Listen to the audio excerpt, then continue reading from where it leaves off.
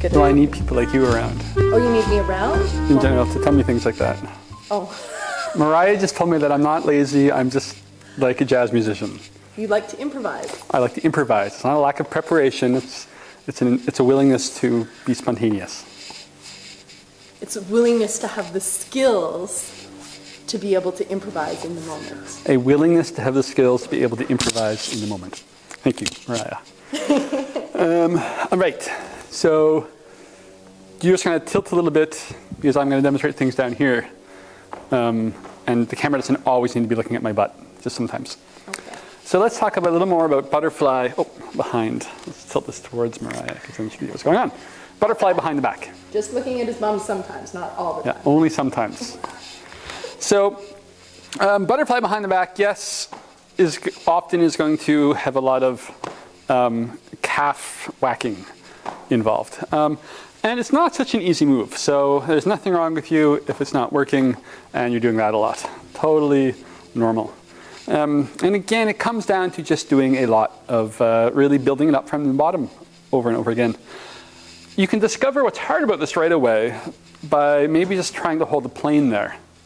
Like really let your hand go to the small, right sort of rest on your sternum and see if you can hold a straight plane. And I bet what's going to happen is it's going to tilt in and start hitting you. So that's fundamentally what's tough about this. It's not so easy to hold a straight plane in this position. So that will simply take time and practice. In particular, what tends to happen is it bends this way. So it's hitting you in the calves and drifting away from your shoulder blades. So it's going to be a matter of learning to tuck it in and try to brush your shoulder blades so it's going away from your calves. Now you can do this, say, one hand at a time. First, just learning to just do some swings back and forth. And then get it going one way, and then the other way. And it's all about learning to really tuck it in at the top. So it's coming in towards you at the top, and thus further from your calves. And that's just going to take time. Boop, boop, boop. It's really awkward at first. I remember too, when it's like, what the? It's really hard to control back there. So just give yourself, be gentle on yourself. You can practice a few minutes at a time. That's going to come. And it's a great thing to practice each direction.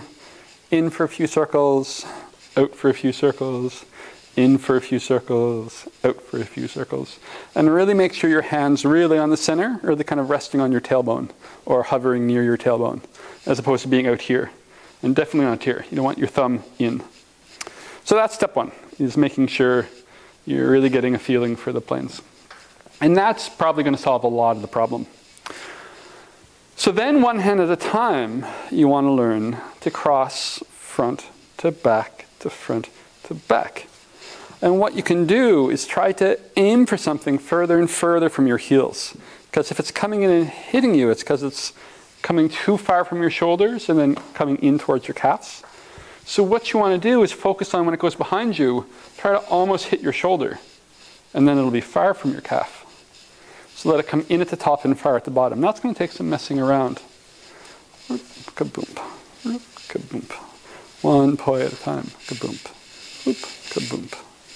Kaboom. You want to brush it right close to your shoulder blades.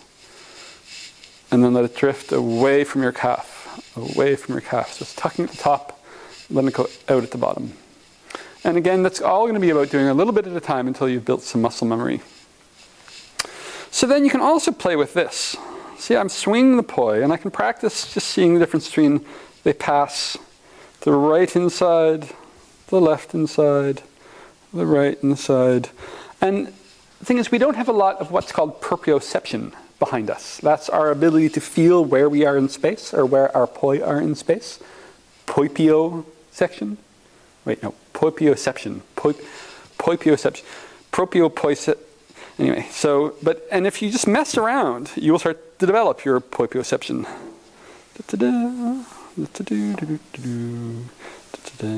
Because when you do both, if my right poi, my orange poi, at the bottom in front of me, if I'm going inwards, it's further, it's on the far side of my yellow poi. It's actually going to be the same back here, but that means it's going to be closer to me. Hope that makes sense. So, from your point of view, whether the poi in front of me or behind me, note that the orange poi at the bottom is in front of the yellow poi. If you can't see that, you have to take my word for it. I can see it. Boop, boop, boop, boop. And again, if you're coming here and it's hitting you, it's because the right poi is doing that probably, and you just need the muscle memory.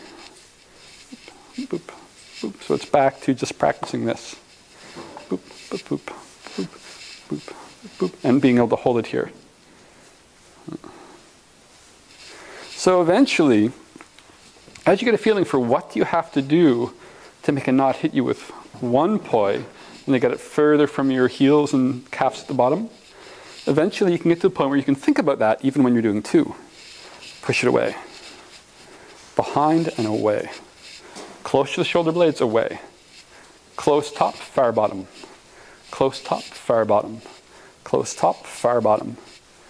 And that's when it begins to work. When that same thing, when you can flick it away from your feet at the bottom a little bit, when you can remember how to do that even when both poi are flying, and then eventually you can even hold it there.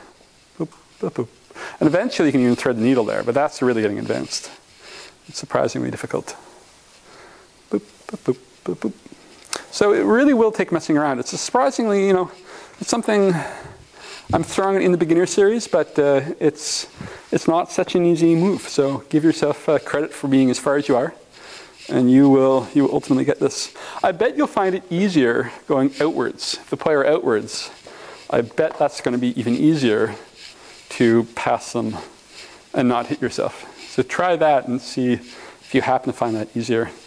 And again, if my orange poi is in front at the bottom of the circle, if it's in front of the yellow poi, it's almost more of a green, in front of the green poi. Same thing back here, the orange is going to be in front of the green. In front, in front. In front, in front. Or vice versa. Green in front, in front. In front, in front, in front, front, front, front, front, front, front, front, front, front. And I just hit my calf.